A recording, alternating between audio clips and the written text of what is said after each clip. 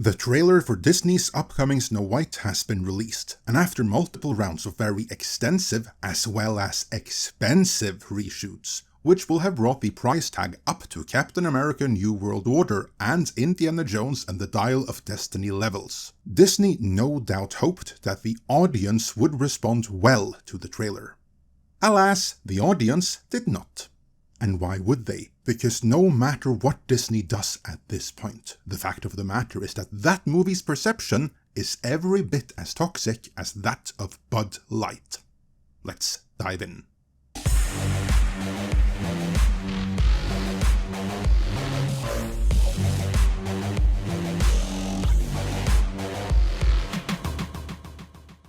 It is not at all uncommon for woke productions or very loose adaptations of original source material, like for instance Borderlands, to be ratioed. But even then, it is uncommon to be ratioed as badly as the new Snow White trailer.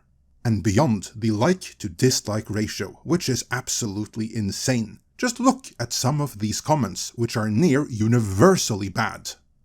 For instance, Jessamine Bucci writes, "Evil Queen. Magic mirror on the wall. Who's the fairest one of all?" Mirror answers, "You are." The end. A reference to the fact that without necessarily disparaging the looks of Rachel Zegler, it would appear to be the majority opinion that Gal Gadot, the movie's evil queen, is classier and better looking by far. TAD responds to the line, "Disney invites you," with "at gunpoint, I presume, as why else would anyone want to go see this?" While Ethan Doherty 6971 expresses that Snow White's dress looks like it was bought from Temu, you know, the place where you can shop like a billionaire, as everyone can afford their cheap Chinese mass-produced crap. While Marco Portuondo is one of the many to point out what everyone was the most concerned with though, namely that no dwarves were hired and presumably harmed during the making of this film. Something which should make Peter Dinklage proud, as he has personally put all of Hollywood's little people out of work. While the movie no longer is Snow White and the Seven Diverse and Filthy Magical Beings, if indeed it ever was going that direction, it is now very obviously Snow White and the Seven over-designed CGI abominations in the image of dwarves. And yet, this clearly wasn't enough to convince the audience, or at the very least, not the Disney watchers who pay attention up front. Was there anything that could have convinced this audience, or indeed anyone who watches online trailers? Was there any way this trailer would not have been ratioed the way that it is? In my opinion, no. The trailer for this movie was going to get ratioed no matter what they did. The audience were already primed against the movie the moment Rachel Zegler was cast in it. But that could have been overcome if she had made it clear that she was a fan of the original, you know, that first feature film upon which the entire Walt Disney Company was built, and that this new movie would respect its legacy.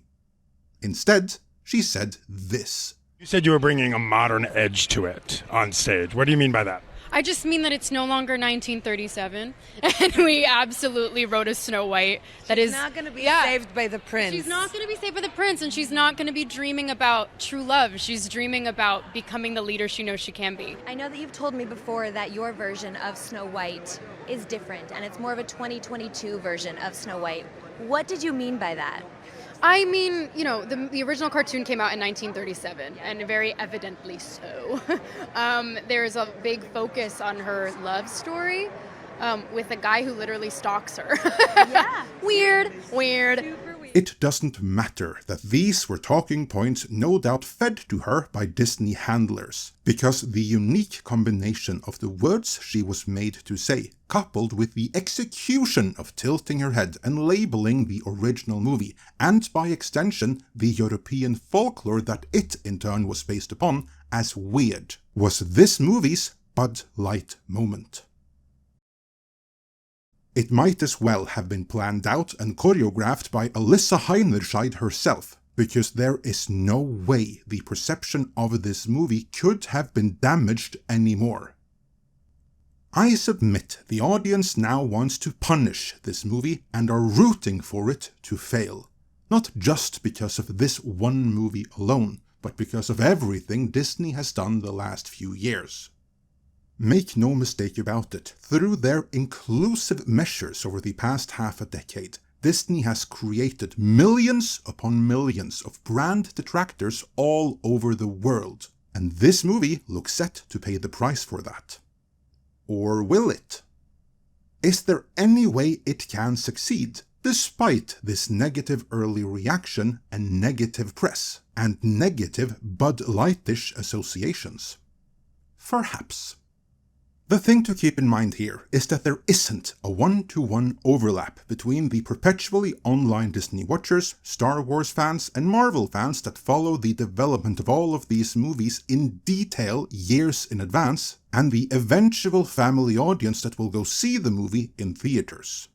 Oh, there is a great deal of overlap to be sure, but not one-to-one. So if by some miracle the filmmakers have been able to cobble together a great family movie amidst all of the reshoots, then this movie, in its final iteration, might still succeed upon release. Now, I'm not saying that is likely to happen, mind you. We are, more likely than not, looking at another Pinocchio-level disaster here. I'm just saying that it's not a priori impossible that this could succeed, though I would not bet on it. History shows that more often than not, extensive reshoots is a great indicator of future failure. The bigger question then is, if or when this movie bombs, what would that mean for future live-action remakes of animated classics? Will they stop doing them? Honestly, I hope so. While I personally wouldn't mind live-action versions of The Black Cauldron or Treasure Planet, those are unlikely to happen anyway. So if Disney were to stop making these live-action remakes of animated classics, if Snow White were to flop, I don't think anyone would miss them. Or would you? Let me know your thoughts on this in the comments.